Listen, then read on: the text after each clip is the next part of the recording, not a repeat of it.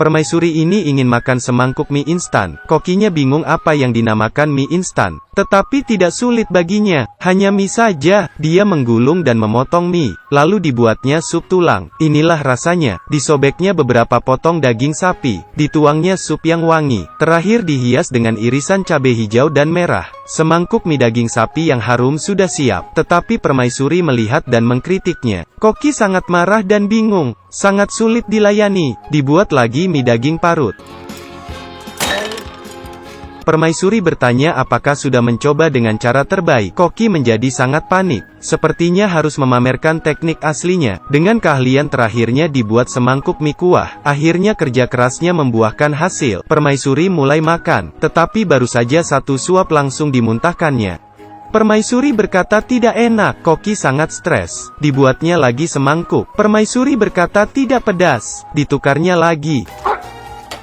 Dikritik terlalu pedas. Koki langsung emosi dan tidak mau masak lagi. Dia berkata jika tidak puas masak sendiri saja. Permaisuri pun bersiap untuk masak sendiri. Datang ke dapur dan berkata pada Koki, saya akan memperlihatkan apa yang disebut mie instan. Bagaimana membuat mie instan di zaman kuno. Permaisuri mengambil pisau. Diputarnya pisau membuat para koki terkejut. Kemudian mulai memotong sayuran. Permaisuri berkata ini pertama kali dia memasak. Dia masih kurang pandai memasak. Tetapi detik berikutnya membuat para koki terdiam. Dari mana asal-usul permaisuri ini? Kemudian permaisuri melingkari mie ke sumpit, menunggu minyak panas dan digoreng hingga keemasan. Terakhir dia menghaluskan bumbu rahasianya, dimasukkan ke dalam saringan. Beginilah bumbu mie instan selesai dibuat. Cara ini membuat semua orang penasaran. Tetapi koki tidak percaya. Dia merasa permaisuri hanya asal buat. Mana mungkin bumbunya enak? Dia adalah koki terhebat. Mana mungkin kalah dengan permaisuri yang tidak pernah masak? Koki berjalan ke arah kompor. Dia mencoba sesuap kuah. Mukanya langsung berubah. Dicobanya lagi sesuap. Tangannya tiba-tiba gemetar. Rasa ini sangat enak. Aroma jamur sitek dan aroma bawang. Ditambah aroma daging yang kuat. Aromanya berpadu sempurna. Rasa ini sangat nikmat. Inikah yang dinamakan samyang? Semangkuk mie instan yang lezat akhirnya siap dimasak. Permaisuri memakannya, lalu meminum sesuap kuah. Inilah rasa yang dia mau. Air liur pelayan di sampingnya pun hampir keluar. Permaisuri menyuruhnya duduk untuk makan bersama. Pelayan sangat berterima kasih. Dia makan satu suap.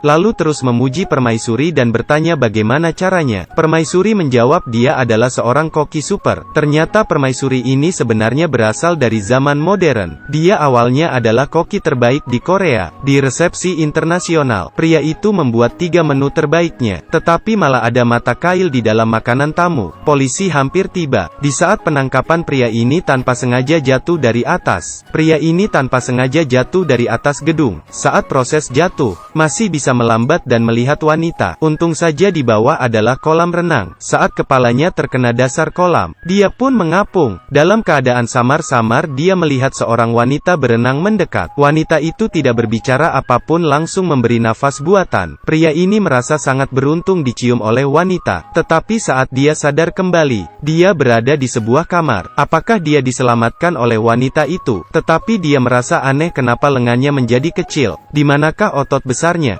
Apa-apaan ini? Kenapa bisa otot dada berubah menjadi gumpalan lemak? Tangan dan kakinya juga berbeda. Dia segera berlari ke depan cermin. Kenapa menjadi wanita? Pria ini tidak percaya dengan apa yang dilihatnya. Dia mengira orang di depan cermin mengikutinya. Apakah ini adalah mimpi? Di saat ini seorang pelayan masuk, memanggilnya permaisuri, dan berkata untung saja sudah sadar kembali. Pria ini sangat terkejut, tetapi detik berikutnya, pelayan itu langsung mengulurkan tangannya, mendekatinya di dalam pelukan. Pria itu pun terdiam, dan merasa inilah yang dia mau. Tiba-tiba cairan dimasukkan ke dalam mulutnya. Ternyata bau obat. Baunya sangat nyata. Pria ini mulai curiga bahwa ini bukanlah mimpi. Dia ingin memeriksa apa yang terjadi. Tetapi baru saja pintu dibuka dia terkejut karena banyak orang menyembahnya. Dia tidak pernah mengalami hal ini. Lalu melarikan diri. Tetapi sekelompok orang mengejar dari belakang. Saat berlari keluar dia melihat bangunan kuno. Pria ini merasa ini semua bukanlah mimpi, dan tiba-tiba dia teringat sesuatu. Sepertinya sesuatu hilang. Dia berteriak kenapa menghilang. Pelayan bertanya apa yang dicarinya, dan akan membantunya. Pria ini terkejut dan menyuruh mereka jangan mendekat. Dia duduk memikirkan bagaimana untuk meneruskan keturunan kelak. Di saat ini akhirnya dia sadar bahwa dirinya masuk ke dunia lain. Pelayan memberitahunya bahwa dia adalah calon permaisuri. Tidak tahu apa yang terjadi, dia mengapung di danau. Untung saja dilihat penjaga dan diselamatkan. Pria ini akhirnya teringat wanita yang menciumnya saat dia tenggelam. Inilah rupa wanita itu. Tubuh mereka bertukaran saat di dalam air. Apakah dia akan kembali jika melompat ke danau lagi? Jadi dia berlari cepat ke arah danau. Dia melompat sangat tinggi dan ingin menyelam. Ternyata hari kedua saat dia tenggelam, ratu sudah menyuruh bawahan mengeringi airnya. Sepertinya dia tidak dapat kembali lagi. Jadi sebagai koki super zaman modern, apa saja yang akan dimasaknya saat dia berada di zaman kuno, akan kita jelaskan di episode berikut.